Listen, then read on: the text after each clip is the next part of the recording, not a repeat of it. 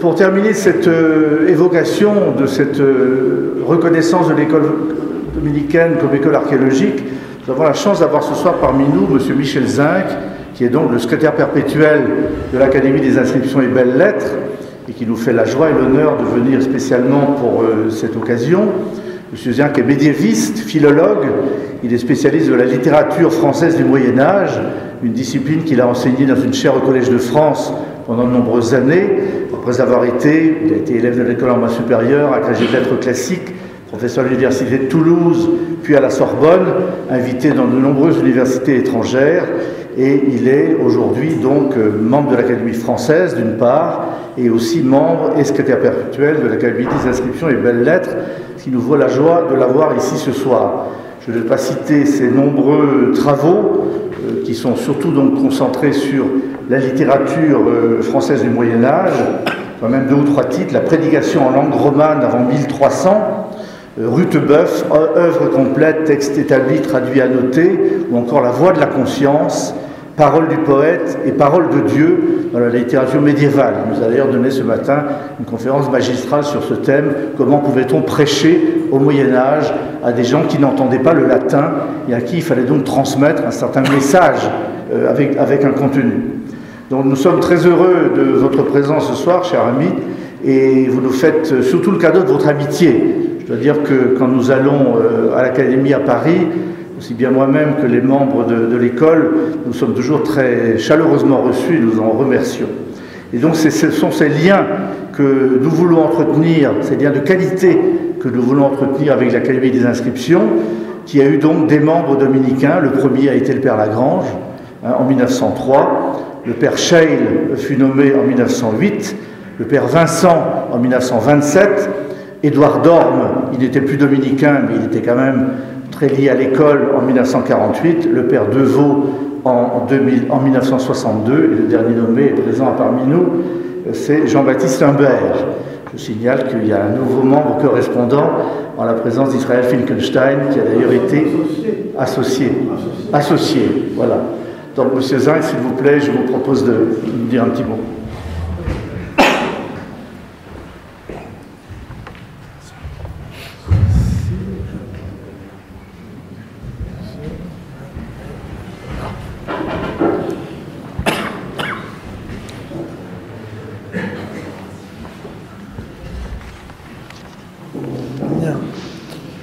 Monseigneur le délégué apostolique, mes seigneurs, vous me pardonnerez de vous nommer au pluriel de crainte de me tromper, Madame et Messieurs les consuls généraux, Messieurs les conseillers culturels, Monsieur le directeur, cher Père Pérennes, mes révérends pères, Mesdames, chers collègues, chers confrères, Mesdames, Messieurs, chers amis, j'en suis maintenant à la moitié de mon intervention. Donc, je ne suis là, vous l'avez compris, qu'esqualité, je ne suis pas orientaliste, je suis ignorant, je n'ai rien à dire après ce qu'ont dit le Père Pérennes, le Père Tarragon, Dominique Trimbure, et mon rôle serait décoratif si j'étais décoratif. Mais comme n'est pas, je ne sers à rien. Donc tout ce que je peux faire, c'est enfin non pas reprendre les choses, rassurez-vous, mais les voir du point de vue de l'Académie des inscriptions et belles-lettres et d'expliquer d'abord un petit peu ce qu'elle est. On a employé les termes Académie des inscriptions et belles-lettres, Institut de France, même parfois Académie française, et tout cela est un petit peu compliqué. Et pour comprendre comment tout ce que l'école biblique et archéologique de Jérusalem a apporté à l'Académie des inscriptions et belles-lettres, et le peu qu'elle lui a apporté de son côté, eh bien il faut comprendre le système. Je remonte loin, mais je vais vite. En 1635, le cardinal de Richelieu, ministre du roi Louis XIII, a créé l'Académie française, qui 40 ans, à partir de cercles littéraires qui existaient, avec pour mission de veiller, ce qu'elle fait encore, sur la langue française et former essentiellement d'écrivains. Bon. 30 ans après, le ministre Colbert du jeune roi Louis XIV a créé une académie des inscriptions et médailles, devenue un peu après inscriptions et belles-lettres. Et 3 ans plus tard, en 1666, une académie des sciences. L'Académie des inscriptions et médailles, qui nous occupe, comprenait un très petit nombre de membres généralement de l'Académie française, et elle avait pour tâche, les inscriptions, ce n'était pas du tout l'épigraphie, ni les médailles, la numismatique ancienne. Elle avait pour tâche de trouver des devises en latin et en français pour les médailles, les monuments, les bâtiments qui célébreraient la gloire du roi. C'est donc une académie politique. Heureusement que nous n'avons plus cette tâche auprès des présidents de la République successifs. Et en 1701, il y a une réforme profonde qui en a fait une académie d'érudition dans le domaine de la philologie, des différentes langues, de l'histoire, de l'art, de l'archéologie, de la littérature, de l'histoire des idées, avec comme domaines principaux l'Antiquité classique, base de la civilisation, surtout à cette époque, ce qu'on appelait à l'époque les antiquités nationales, c'est-à-dire le Moyen-Âge, puisqu'on était dans la continuité. Les rois de France étaient les rois de la troisième race, qui étaient montés sur le trône avec Hugues Capet. Et l'orientalisme. Dès le début, l'orientalisme est très important, et c'est à l'Académie des inscriptions et belles-lettres, elle prend ce nom, que les études orientalistes se développent en France, en même temps qu'au Collège de France, qui est dans une situation, pas d'osmose, mais enfin de relation très étroite avec l'Académie. Donc, orientalisme proche, si on peut dire, l'hébreu, naturellement, ça allait de soi à cause des études bibliques, mais aussi l'arabe, le turc, les civilisations d'Asie centrale, et vite le chinois, première chaire de monde chinois et mongol dans les toutes premières années du XIXe siècle, le japonais, etc. Bon. Donc la configuration qu'elle a encore aujourd'hui. Tels sont nos domaines d'études. Pour terminer vite l'histoire, est venue la Révolution française, qui a supprimé les académies, symbole de l'ancien régime honni. Mais 2 ans après, la même assemblée, la Convention, a créé un institut de France réunissant les académiciens qui avaient encore la tête sur les épaules et en y joignant quelques autres. Par exemple, dans la classe des sciences, le général Bonaparte, qui en était très fier. Et en 1805, Napoléon a installé l'Institut de France, là où il est encore, dans le palais construit au début du XVIIe siècle par le cardinal Mazarin, qui avait été le collège des 4 nations sur la rive gauche de la Seine, en face du Louvre. Et nous y sommes toujours. Alors, cette installation par Napoléon explique un certain nombre de choses, et en particulier notre habit, le fameux habit vert, le bicorne, l'épée et tout cela. Cet habit, ils ont été dessinés par David et par Charles Grin, les peintres de l'époque. C'est un habit de général d'Empire.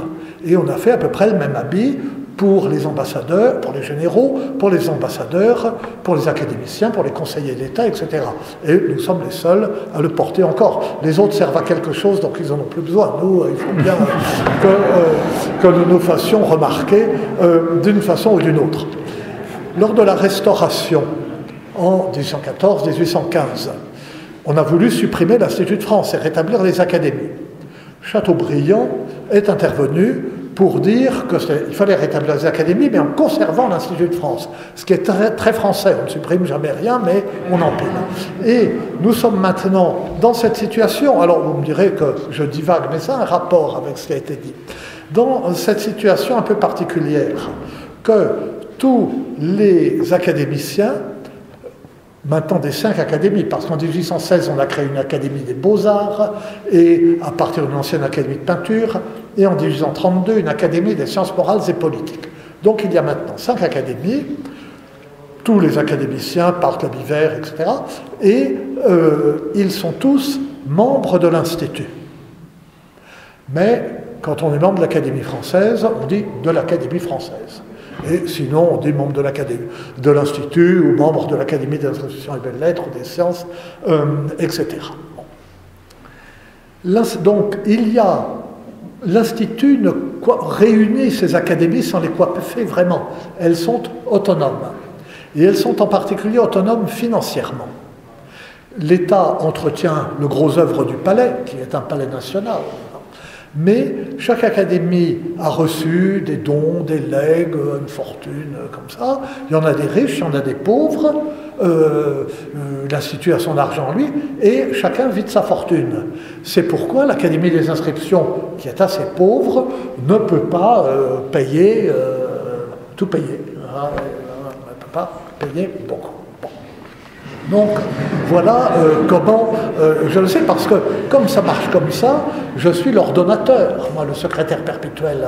Alors, l'Institut est gouverné par un chancelier qui est un académicien élu, et par les secrétaires perpétuels et les secrétaires perpétuels. Je suis ordonnateur, donc c'est moi. Si je suis en déficit, personne ne m'aidera. Ce n'est pas les 3 sous que donne l'État. Donc je m'occupe du portefeuille, des immeubles qu'on a, je fais faire des appartements dans les chambres de bonne, etc.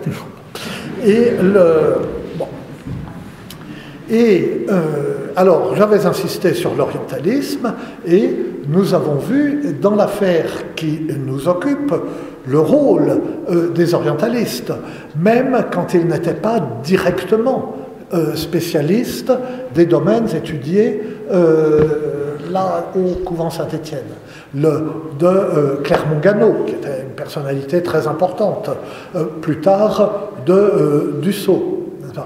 Et on voit que Cagnat, qui a une politique un peu flottante à un moment, qui hésite, s'il ne sait pas s'il faut créer quelque chose à côté des dominicains, ou s'il faut aller prendre seulement les dominicains, si je puis dire, Cagnat, lui, est un latiniste. Donc il voit les choses plus de l'extérieur. Je dirais, Alfred Coville, qui l'a remis dans la bonne direction, était un médiéviste, spécialiste du bon roi René, et un savant un peu léger, et un bon directeur d'enseignement supérieur. Et alors, autre chose, ce qu'on appelle les grandes écoles françaises à l'étranger, dont il a été constamment question. Les autres écoles, celles qui sont des écoles d'État, des écoles publiques, si je puis dire, dès le départ, l'école française d'Athènes, l'école française de Rome, l'école française d'Extrême-Orient, qui a une importance de plus en plus grande aujourd'hui, un peu plus tard, l'Institut français d'archéologie orientale du Caire, puis au début du XXe siècle, la Casa de Velázquez à Madrid, gouvernée avec l'Académie des Beaux-Arts. Ces écoles ont été placées plus ou moins sous l'autorité, beaucoup dire, mais sous le patronage de l'Académie des inscriptions et belles-lettres. L'osmose jouait à plein. Alors, tous les directeurs de ces écoles finissaient membres de l'Académie, ou quelquefois d'une autre. Oui, enfin, excusez-moi, une parenthèse, on a vu le cardinal Tisserand à Chameau, en radeau, enfin dans tous ces états, si je puis dire. Eh bien, le cardinal Tisserand n'a jamais été membre de l'Académie des inscriptions et belles-lettres, mais il a été membre de l'Académie française. Et même au fauteuil que j'occupe. J'ai un fauteuil d'ecclésiastique. Le second titulaire a été Bossuet, et il y a eu le cardinal Tisserand, le cardinal Danielou, le révérend Père Carré. Voilà, donc, si je ne fais pas mon ciel après ça. Et donc, ça marche comme ça, et c'est ce qui explique les confusions, c'est qu'un grand universitaire peut entrer à l'Académie française, mais ne pas être dans une autre. Par exemple, le médiéviste Joseph Bédier, très connu, n'a été qu'à l'Académie française. D'autres, comme le maître de Bédier, Gaston Paris, dans mon domaine, a été aux inscriptions, puis en même temps à la française, ce qui est mon cas. Ce n'est pas un cas unique, il y en a d'autres qui sont à 2 académies. Il y en a même, le duc d'Aumale a été à 3, Guizot aussi. Enfin, tout cela explique qu'il faut dire que c'est compliqué, que ce soit un peu flottant, et c'est sans grand intérêt. J'ai tort de vous en parler. J'en reviens donc à ces écoles qui étaient placées sous le patronage de l'Académie et avec ces liens constants entre les écoles. Lorsque l'école archéologique française de Jérusalem a été créée, on l'avait placée sous presque l'autorité jusqu'à un certain point, comme c'était dominicain naturellement, que ce n'est pas l'Académie des inscriptions qui nommait le directeur, mais le lien était tout de même très fort. L'école, comme les autres, envoie un rapport chaque année à l'Académie des inscriptions. L'Académie des inscriptions a une commission qui propose les boursiers qui iront, les pensionnaires qui viendront à Jérusalem. Et pour les autres écoles, c'est la même chose, non pas pour le recrutement, mais pour les mémoires, juger les mémoires des élèves, etc. Ça marchait de cette façon, avec une forte emprise de l'Académie des inscriptions, mais particulièrement forte pour cette école archéologique qui lui était confiée, dans ces conditions si particulières et dans des conditions où on avait vraiment besoin d'elle, en quelque sorte. Et il y a une seule institution universitaire française avec laquelle le lien est plus étroit, moi en principe, c'est l'École nationale des chartes, créée en 1821, dans l'esprit de la Restauration, pour l'étude justement des antiquités nationales, et qui est tellement liée à l'Académie des inscriptions que lors de la séance solennelle du 29 novembre cette année, le dernier vendredi de novembre, à laquelle le Père Pérenès nous fera l'honneur d'assister, eh bien, parmi tous les divertissements qui rendent la séance un petit peu longuette, il y a qu'on lit la liste des nouveaux archivistes paléographes, la nouvelle promotion sortante de l'école des chartes. Malheureusement, ils ne sont pas très nombreux. Donc, ça va être. Mais il s'est passé quelque chose d'important, enfin, après l'époque qui nous a occupés, en 1939, qui a été la création du CNRS, Centre national de la recherche scientifique. Et, alors évidemment, il y a eu la guerre, donc il n'a été actif vraiment qu'à partir de la Libération. Et à ce moment-là, le CNRS a concentré entre ses mains la gouvernance, peut-on dire, de la recherche scientifique en France, dans tous les domaines, dans les sciences dures comme dans les humanités et les sciences humaines et sociales. Et le rôle des académies est devenu plus formel. Elles ont été, il faut bien le dire, dépouillées d'une partie importante de leur rôle, d'autant plus que, surtout dans des domaines comme les nôtres, jouaient par-dessus des questions politiques. Les académies étaient réputées conservatrices. Le CNRS, réellement créé à la Libération, était de gauche. Et, Dieu merci, ça s'atténue, mais ça a joué très longtemps.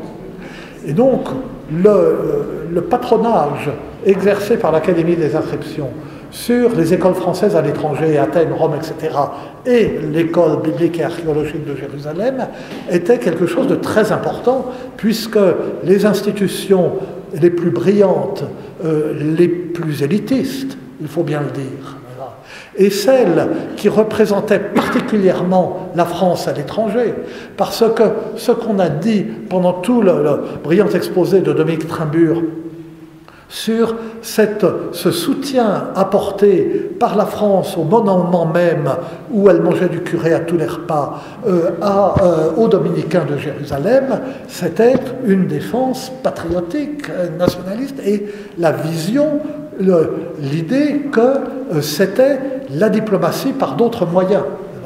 Et c'est ce qui se fait aussi dans les autres pays. Il y a une formule qui dit « les archéologues sont toujours les derniers à partir et les premiers à revenir en cas de crise ». Et c'est absolument vrai, ou même dans des pays où il n'y a pas vraiment de crise. à Rome, l'école française de Rome a un prestige tel qu'elle joue, non pas un rôle politique, ce n'est pas son rôle, mais qu'elle assure la présence française avec autant d'éclat que la partie ambassade du Palais Farnèse. C'est quelque chose de très important. Il y a eu, il y a quelques années, une réforme du statut de ces écoles à l'étranger qui a essayé de réduire le rôle de l'Académie des inscriptions des autres académies concernées. L'affaire a été récupérée à peu près grâce au prince de Broglie, dont nous parlions à Nice, qui était chancelier de l'Institut à l'époque, mais plus au profit de l'Institut que des académies. C'est-à-dire qu'on dit dans le conseil d'administration, dans le conseil scientifique, il doit y avoir tant de membres de l'Institut. Mais tant que je suis perpétuel, c'est une perpétuité provisoire, maintenant il n'y a plus de peines incompressibles. Et je dois veiller à ce que ce soit bien des membres de l'Académie des inscriptions, par exemple pour l'école française d'Athènes, qui est une école pratiquement uniquement archéologique, ou pour l'IFAE, ou qu'il n'y ait qu'un représentant de l'Académie des sciences morales pour Rome, des choses comme ça, que nous restions très présents. Et finalement, l'endroit où nous sommes le plus présents, c'est ici. Et c'est pourquoi que nous avons peut-être aidé un peu l'école biblique et archéologique de Jérusalem, mais elle nous le rend au centuple. Et nous sommes reconnaissants, mais c'est normal d'une certaine façon, parce qu'il y a une telle parenté entre nous. On a parlé du corpus des inscriptions sémitiques, des estampages que l'école a envoyés à l'Académie des inscriptions. Mais c'est une vieille entreprise scientifique, vieille et jeune naturellement, qui dure encore, qui n'existe que par cette collaboration constante entre les deux institutions. Et proximité aussi par ce qu'a souligné le père Pérennes, le fait que de nombreux dominicains de Jérusalem sont devenus académiciens ou correspondants. Ils ont été énumérés et que l'Académie des inscriptions a compté et compte dans ses rangs de nombreux anciens boursiers ou anciens pensionnaires de l'école biblique, Dunant, Parot, André Dupont-Sommer, chez lequel j'habite, puisqu'il y a un appartement de fonction du secrétaire perpétuel et qu'il l'a été. Donc je pense à vous sans cesse. Et encore une fois, ce fait que ces modifications de statut à la française, comme ça, qui nous menacent parfois, ne touchent pas l'école biblique et archéologique de Jérusalem, pour laquelle nous avons donc une tendresse particulière. Et ce siècle écoulé qui nous réunit ce soir me comble de joie, même si moi je suis dans mes choses faciles, mon Moyen-Âge, mes petits sermons, mes petites chansons, etc. Et que je ne suis pas un savant comme vous, mais je ne vous en admire que plus. Je vous remercie.